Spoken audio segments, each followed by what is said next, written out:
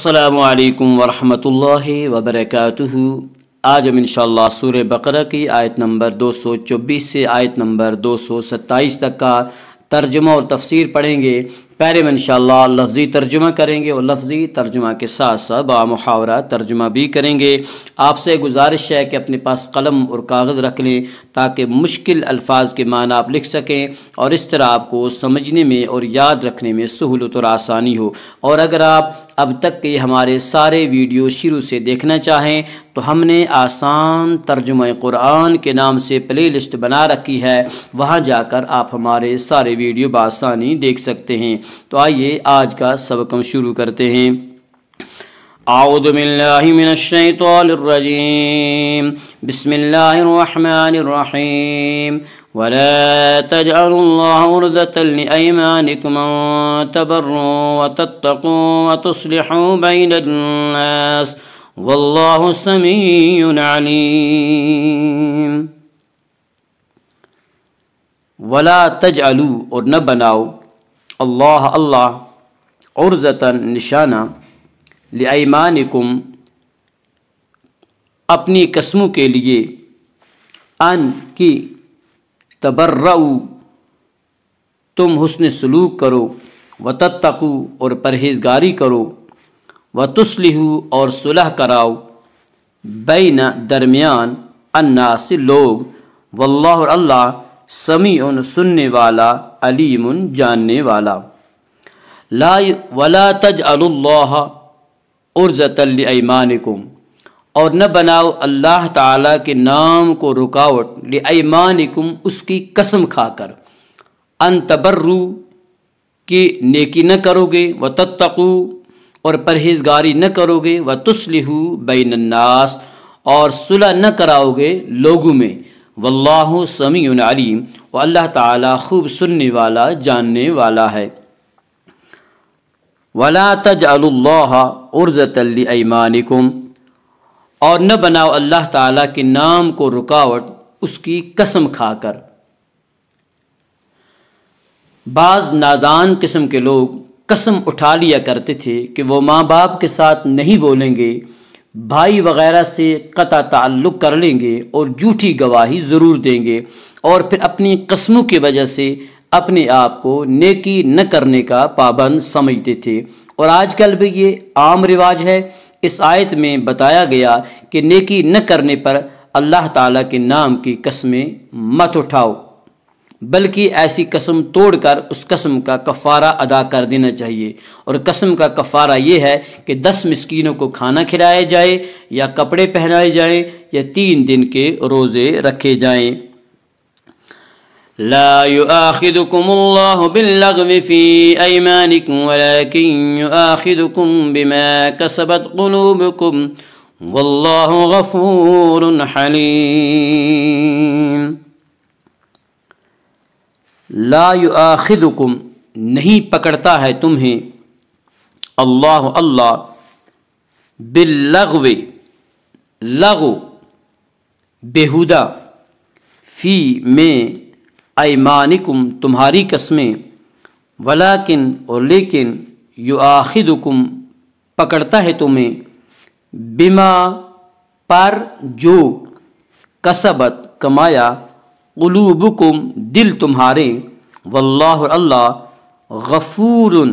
بخشنے والا، حلیم بردبار۔ لا یؤاخذکم اللہ باللغو فی ایمانکم اللہ تعالیٰ نہیں گرفت کرے گا تمہاری، باللغو فی ایمانکم تمہاری لایانی قسموں پر، ولیکن یؤاخذکم لیکن وہ گرفت کرے گا تمہاری ان قسموں پر، بما کسبت قلوبکم جن کا ارادہ تمہارے دلوں نے کیا ہے، یعنی جو قسمیں دل کے ارادے سے کھائی جائیں گی ان پر اللہ تعالیٰ تمہاری گرفت کرے گا، اللہ تعالیٰ مواخذہ کرے گا۔ واللہ غفور حلیم اور اللہ تعالیٰ بخشنے والا بردبار ہے۔ لا یؤاخذکم اللہ باللغو فی ایمانکم اللہ تعالیٰ نہیں گرفت کرے گا تمہاری لایانی قسموں پر،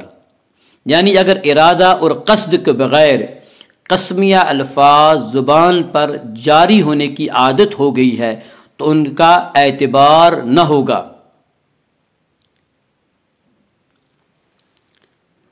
للذین یؤلون من نسائهم تربص 4 اشہر فإن فاءوا فإن اللہ غفور حلیم۔ للذین ان لوگوں کے لیے جو یولون قسمیں کھاتے ہیں، من سے نسائہم عورتیں اپنی، تربص انتظار کریں، 4 اشہر مہینے، فإن پھر اگر فاؤ وہ رجوع کر لیں، فإن بے شک اللہ غفور بخشنے والا، رحیم رحم کرنے والا، مہربان۔ للذین یولون من نسائہم جو لوگ اپنی بیویوں سے ایلا کرتے ہیں، یعنی اپنی بیویوں کے پاس نہ جانے کی قسم اٹھا لیتے ہیں، تربص 4 اشہر ان کے لیے 4 مہینے کی مہلت ہے، فإن فاؤ پھر اگر وہ رجوع کر لیں، یعنی اس مدت کے دوران 4 مہینے کے دوران اپنی بیوی سے رجوع کر لیں، فإن اللہ غفور الرحیم تو بے شک اللہ تعالیٰ بخشنے والا بردبار ہے۔ للذین یولون من نسائہم جو لوگ ایلا کرتے اپنی بیویوں سے، یعنی اپنی بیویوں کے پاس نہ جانے کی قسم اٹھا لیتے ہیں، تربص 4 اشہر ان کے لیے 4 مہینے کی مہلت ہے۔ عرب میں یہ ظالمانہ طریقہ رائج تھا کہ وہ یہ قسم کھا بیٹھتے تھے کہ اپنی بیوی کے پاس نہیں جائیں گے، نتیجہ یہ کہ بیوی غیر معین مدت تک لٹکتی رہتی تھی، نہ اسے بیوی جیسے حقوق ملتے تھے اور نہ وہ کہیں اور شادی کر سکتی تھی، ایسی قسم کو ایلا کہا جاتا ہے۔